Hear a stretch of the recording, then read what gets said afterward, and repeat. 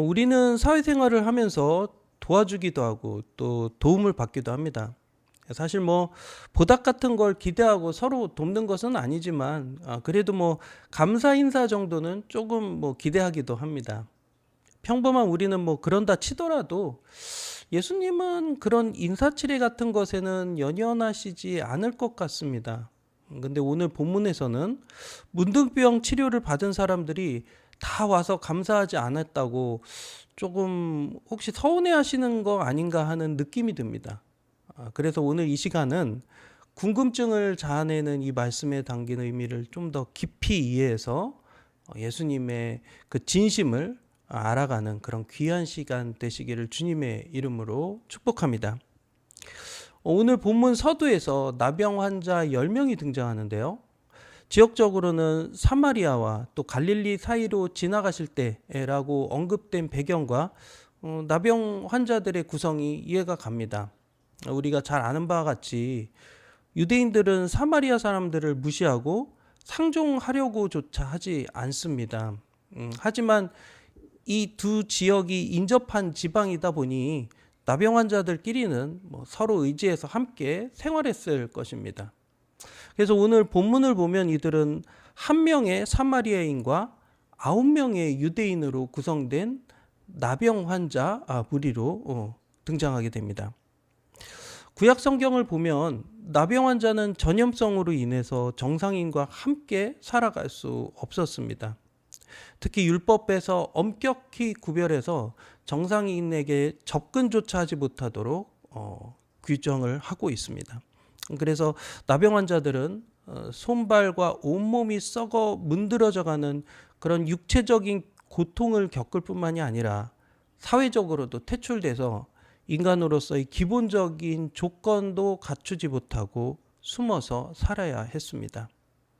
무엇보다 심적으로 또 영적으로 깊은 죄책감에 빠져 있었을 것입니다.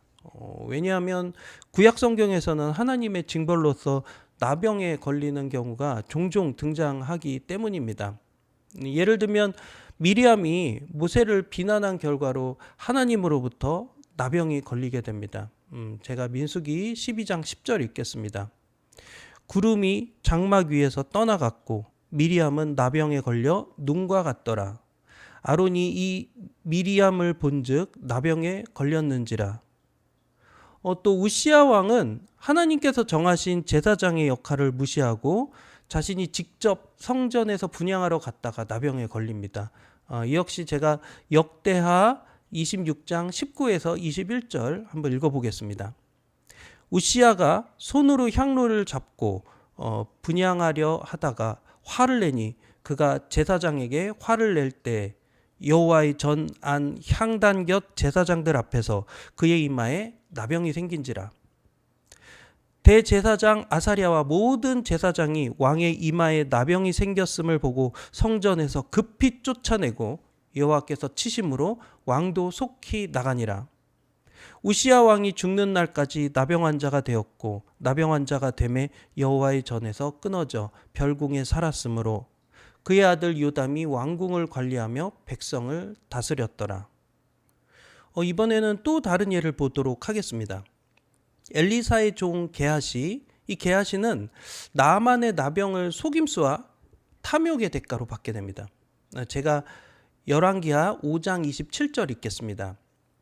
그러므로 나만의 나병이 내게 들어 내 자손에게 미쳐 영원토록 이르리라 하니 게하시가 그 앞에서 물러나오매 나병이 발하여 눈같이 되었더라.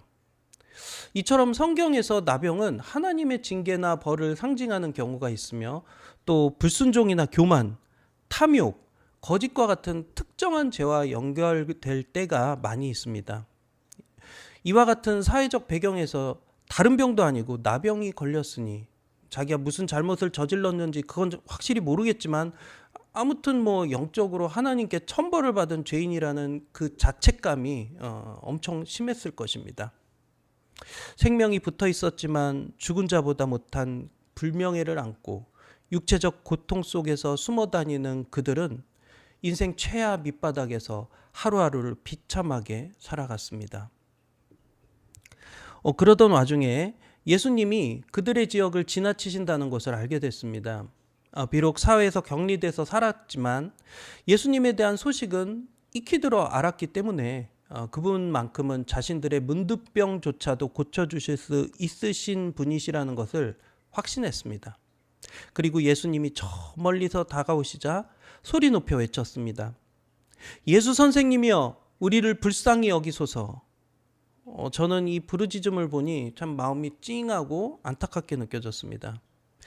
사랑하는 성도 여러분, 혹시 인생 살아오면서 다른 사람에게 부탁해 보신 적 있으십니까? 물론 있겠죠. 비슷한 상황에서 제가 말해본다면 부탁 좀 드리겠습니다. 아니면 꼭 좀 부탁드립니다. 이 정도가 최대치인 것 같습니다. 현대 사회에서 사회적으로 계층이 있는 것도 아닌데 더 비굴하게 부탁한다는 것이 이 말이 입 밖으로 잘 나오지 않습니다. 하지만 이들 문둥병자에게는 이 말 말고는 딱히 다른 말로 부탁드릴 수가 없습니다. 이들이 가진 돈이 있어서 예수님께 사례를 지급할 수 있는 상황도 아니고 가까이 근접할 수조차 없는 위치에서 부르짖을 수 있는 말은 이것뿐이었을 것입니다. 예수님의 긍휼이 아니고서는 당당하게 병고침을 요구할 수 있는 상황이 아닙니다. 문둥병으로 인해 사람 취급받지도 못하고 어떠한 노력에도 결코 회복되지 않았던 그들이었지만 예수님은 그들의 한 맺힌 부르짖음을 외면하지 않으시고 한마디로 그들의 문제를 정리해 주셨습니다. 가서 제사장들에게 너희 몸을 보이라. 사실상 아직 아무 일도 일어나지 않은 상태였습니다. 문둥병은 여전히 고쳐지지 않았고 이들의 몸을 타고 흐르는 피고름에서는 악취가 났습니다. 일반적인 순서라면 먼저 고침을 받고 이후에 제사장들에게 최종 확인을 받아서 사회인으로 복귀할 수 있었을 것입니다. 하지만 예수님은 이미 나은 것처럼 말씀하십니다.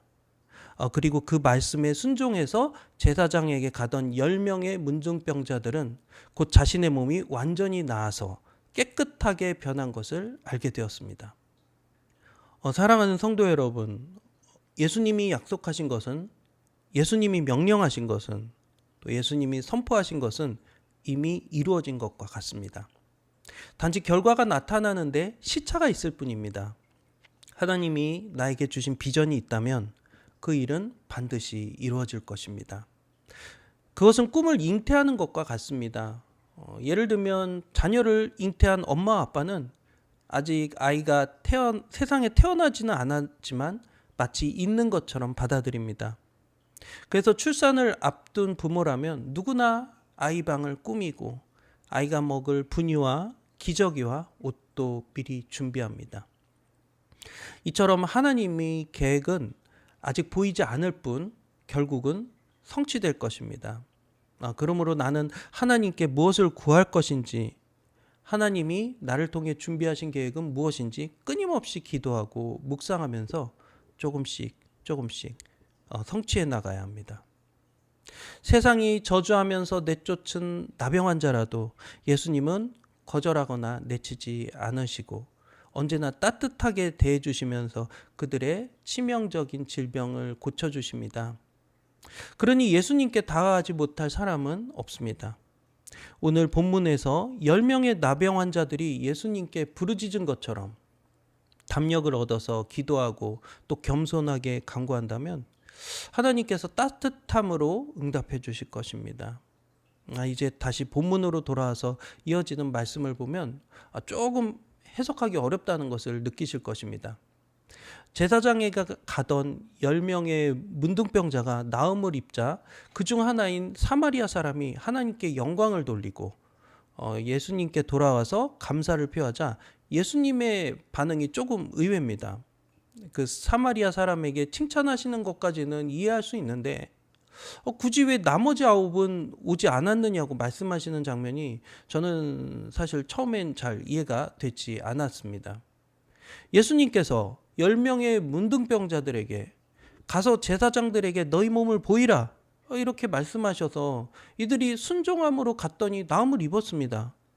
그러면 계속 제사장에게 나아갔던 9명의 문둥병자들은 잘못한 것이 없습니다.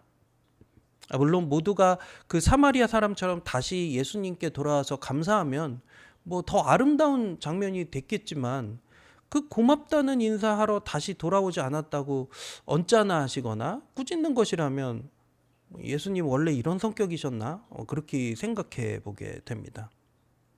우리도 삶 속에서 하나님께 다급하거나 중요한 일을 끊임없이 기도로 요청하는데, 하나님이 들어주신 일에 대해서 감사 기도할 때도 있지만, 또 그냥 그것이 좋아가지고 그냥 잊고 지나갈 때도 많지 않습니까? 그럴 때마다 하나님이 하나하나 다 기억하시고 고맙다는 말 안 했다고 서운해 하신다면 정말 난감할 것입니다. 그래서 이 말씀을 잘못 이해하면 예수님에 대해서 오해할 수 있습니다.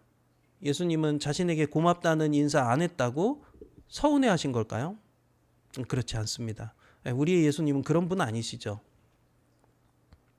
예수님은 그들이 육신의 회복은 받았으나 영적인 구원에 이르지 못한 것을 안타까워하신 겁니다. 9명의 유대인 문둥병자들은 제사장에게 문둥병 나음을 판정받기 위해서 아마 회당이나 성전으로 갔을 것입니다.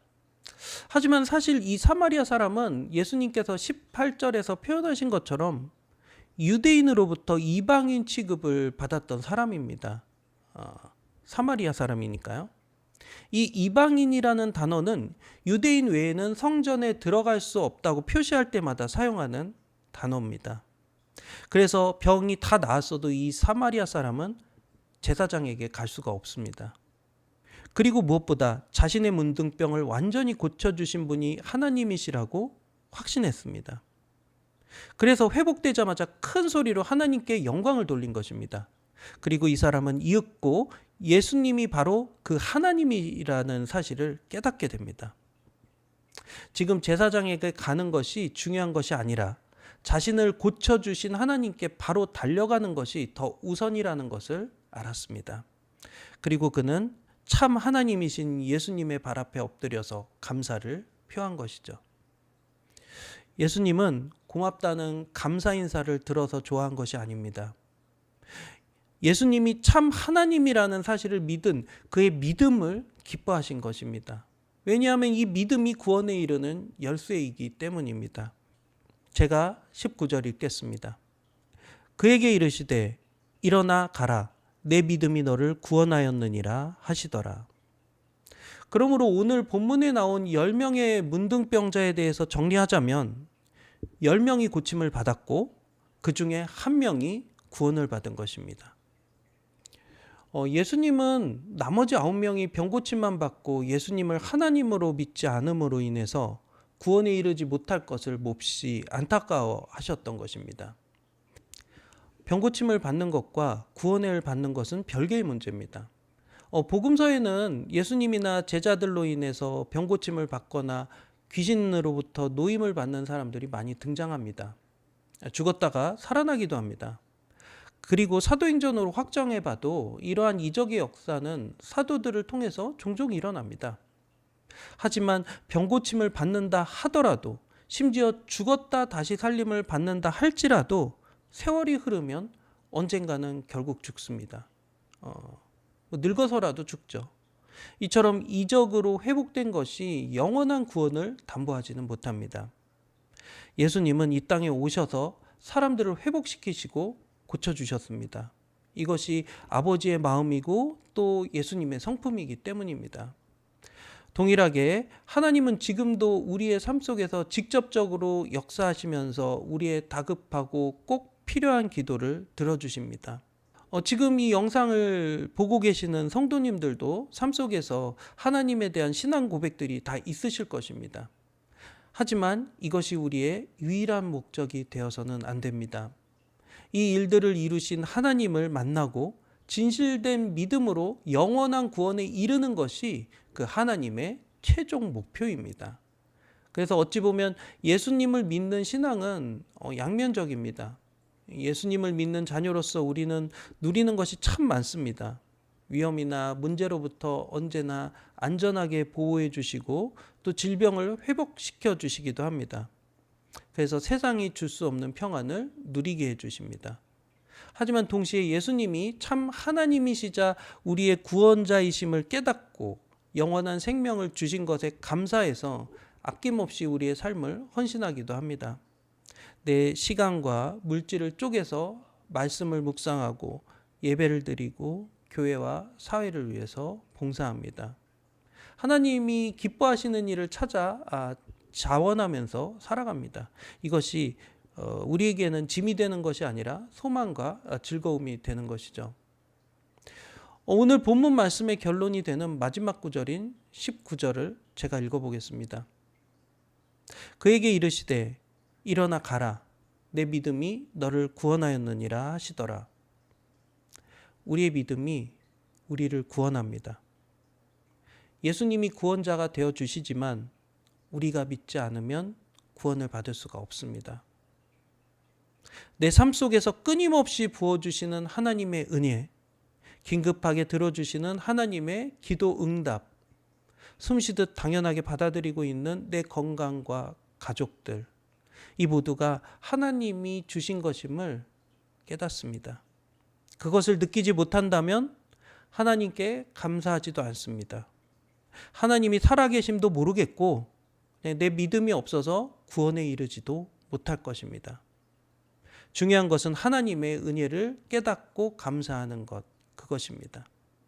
그러므로 이제 시작되는 한 주도 우리의 삶 속에서 역사하시는 하나님을 경험하며 믿음으로 신앙을 굳건히 지켜가시는 저와 여러분들 되시기를 주님의 이름으로 축복합니다.